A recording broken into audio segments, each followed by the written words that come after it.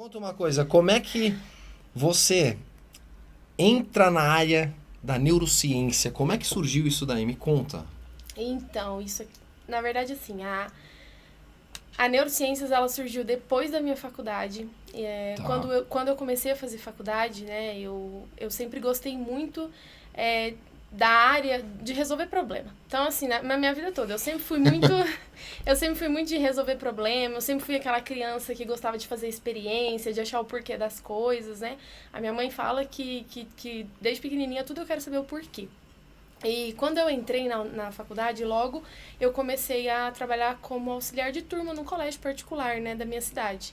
E eu via muito as crianças que entravam ali com 4 aninhos, às vezes, assim, tendo alguma dificuldade de aprendizagem e aquelas crianças passando. Então, assim, as crianças passavam, às vezes não tinha uma investigação correta, chegava ali nos 6, 7 anos, tinha atraso de alfabetização, e aí eu comecei a ver aquele contexto e comecei a me questionar muito o porquê, né? E aí, quando eu fui buscar o porquê, eu descobri os transtornos de aprendizagem, as dificuldades de aprendizagem, e aí a neurociências, ela entra na minha vida depois da universidade, quando eu realmente quero descobrir o porquê que as crianças não aprendem. tá. E aí, se a gente parte do princípio que todo aprendizado tem a ver com o cérebro, né?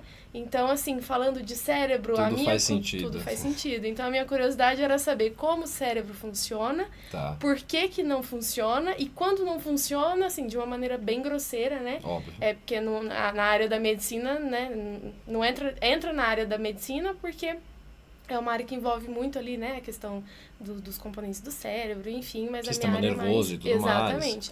Então, assim, a neurociência, ela vem para saber o como funciona, o porquê que não funciona e como fazer funcionar, né? Então, assim, eu também tinha muito... Eu tive clínica, já trabalhei, né? Já tive Tá. minha própria clínica.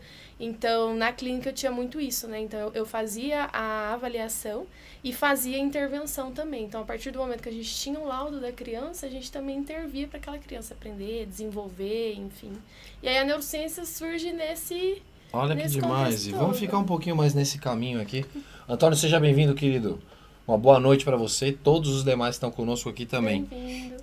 Me conta uma coisa, dentro vamos ficar no espectro da neurociência aqui, porque é um assunto que me interessa muito, me interessa muito.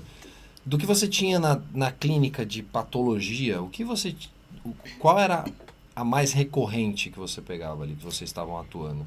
Eu peguei o início da clínica no boom do autismo. Tá, Então, assim, quando eu iniciei o trabalho na clínica, foi bem uma época, né, que o autismo estava muito em alta. Então, assim, eu recebia muitos autistas e eu tá, recebia muitos laudos de autistas que não eram autistas. Então, eu já tive casos ali na tá. clínica, por exemplo, de pegar uma criança com 3 anos de laudo de autismo e na intervenção descobrir que, na verdade, a criança era surda e não Olha só autista. que loucura.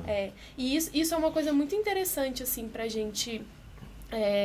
assim, para quem, né, para quem tem casa, quem tem filho, enfim, ficar de olho, porque quando a gente fala do desenvolvimento da criança, muitos ali dos transtornos e tudo mais, tem características em comum. Então, por exemplo, hoje eu pego ali o autismo, que tem como principais características a criança não responder quando é chamada, a criança não interagir, a criança não olhar quando a mãe, né, ou ter atraso de fala. Tá. Mas se eu tenho uma criança surda, eu também tenho uma criança que não vai interagir, Vai ter porque os não mesmos diagnósticos, os mesmos vai. sintomas Exato. ali, né? Então, assim, para eu falar, primeiro eu tenho que escutar. Então, eu tenho um atraso de fala, eu tenho uma criança que não interage, eu tenho uma criança que, quando é chamada, também não olha.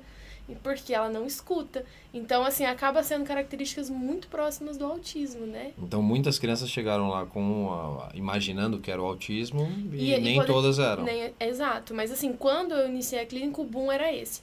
O que eu mais intervi, porque assim, o autismo a gente já entra numa linha ali do TO, de outros profissionais, que às vezes quem tá na área ali da psicologia, da pedagogia, entra um pouco mais tarde. Então, assim, eu recebia muitos casos, mas o que eu mais intervia era TDAH, e principalmente a TDAH, dislexia, dislexia. que é um transtorno de leitura escrita, né? Então, assim, a faixa etária que eu pegava muito é as crianças ali de 8 anos, 7 anos, né? De 6 a 8 anos. E o que eu mais intervia era isso. A primeira criança que eu tive na clínica, inclusive, tinha TDAH. TDAH.